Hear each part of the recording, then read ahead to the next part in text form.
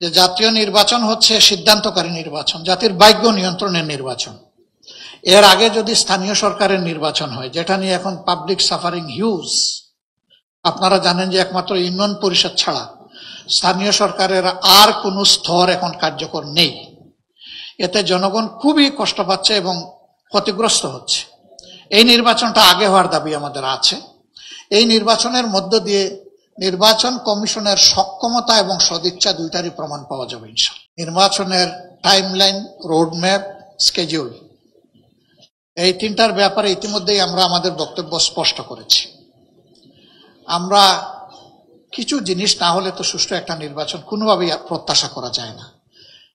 Basic, আমরা সব সংস্কারের কথা বলি না, বেসিক, অত্যন্ত বেসিক, মাত্র 5টা বেসিক সংস্কার নিয়ে সরকার আগাচ্ছে। আমরা 41টা পয়েন্টে আমাদের রিকমেন্ডেশন আছে, কিন্তু এই 5টার আমরা বাস্তবায়ন দেখতে চাই। আমরা বলেছিলাম যারা পারপিট্রেটরস, তাদের বিচারটা যেন দৃশ্যমান হয়। এই বিচার দৃশ্যমান হতে শুরু করেছে, এখানে আমরা একটু আশাবাদী। জুলাই সনদের একটা ব্যাপার অপেক্ষমান, চার্টারের একটা ব্যাপার, চার্টারের পাশাপাশি আর একটা কি বলে একটা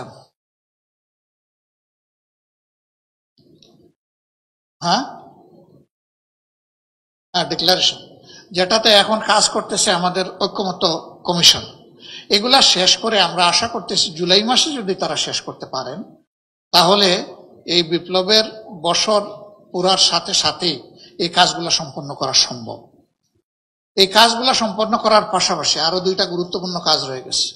অবশ্যই সুষ্ঠু নির্বাচনের জন্য সুষ্ঠু ভোটার তালিকা রাখবে, পায়োগ্য ভোট ছেটে ফেলতে হবে, ন্যায্য ভোট এখানে সংযুক্ত করতে হবে, এবং প্রবাসীদের ব্যাপারটা আমি আবার বলবো, আমরা এই ব্যাপারে একেবারেই ছাড় দিতে নারাজ। তাদের কন্ট্রিবিউশনকে সম্মান করার জন্য, তাদের নাগরিকত্বকে সম্মান করার জন্য। তো এই বিষয়গুলো সারতে গিয়ে আমরা মনে করি যে প্রধান উপদেষ্টা যে টাইমলাইনটা ফ্লেক্সিবল টাইমলাইন বলেছেন, ডিসেম্বর টু জুন, ডিসেম্বর 25 থেকে জুন 26, এর ভিতরে তিনি নির্বাচন দেওয়ার পক্ষে। আমরা আমাদের মতটা ইতিমধ্যে ব্যক্ত করেছি যে এইটা ফেব্রুয়ারির মধ্যভাগে হতে পারে, রোজার আগে আগে। কোনো কারণে যদি এই সমস্ত শর্ত পূরণ করতে গিয়ে না হয়, তাইলে কোনো অবস্থায় এপ্রিল পার না হওয়াটা ভালো হবে। কারণ মে মাস থেকে আমাদের দেশের আবহাওয়া কিন্তু ক্রমাগত খারাপের দিকে যায়। এটা নির্বাচনের জন্য উপযুক্ত কোনো সিজন হবে না। আমরা এইভাবেই আমাদের মতামতটা ব্যক্ত করেছি, কিন্তু আমরা বেঁধে দেওয়ার অধিকার রাখি না। আমরা যদি নির্দিষ্ট করে বলে দেই, তাহলে তো এটা সিদ্ধান্তের পর্যায়ে চলে যায়। সিদ্ধান্ত নেবে সরকার, আমরা তো সিদ্ধান্ত নেব না। আমরা আমাদের মতামত জানাতে পারি, আমাদের দাবি জানাতে পারি, আমরা সেটি